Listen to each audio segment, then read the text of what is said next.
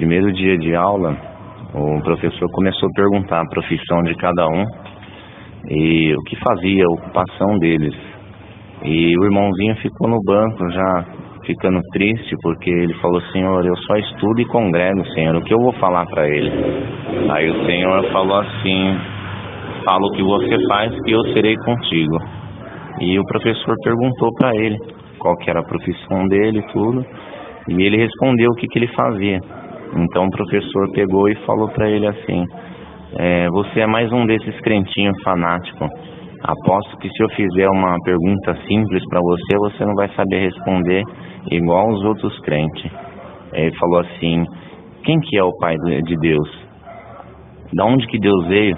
Quem veio antes de Deus? Quem veio depois? Aí o irmãozinho baixou a cabeça e falou assim: professor, realmente eu não sei te responder. Ele falou: tá vendo?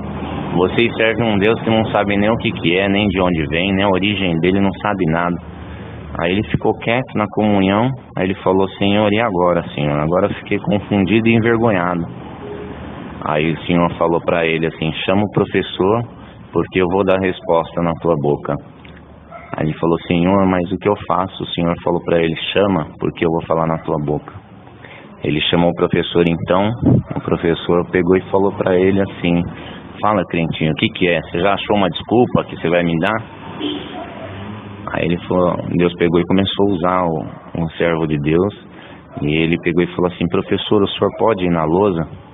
Ele falou: ué, crentinho, você vai me dar uma resposta na lousa? Ele falou: vou sim. Aí o professor foi para a lousa. Ele falou pro professor: professor, coloca o alfabeto para mim inteiro aí.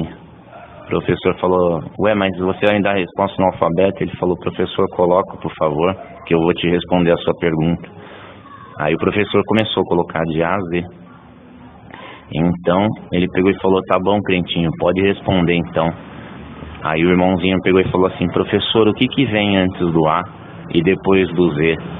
O professor ficou olhando para a cara dele e falou assim: ué, não vem nada, nem antes nem depois. Ele falou: então, esse é o Deus que eu sirvo, porque nunca houve um antes e nunca haverá um depois. Ele é o começo, o meio e o fim.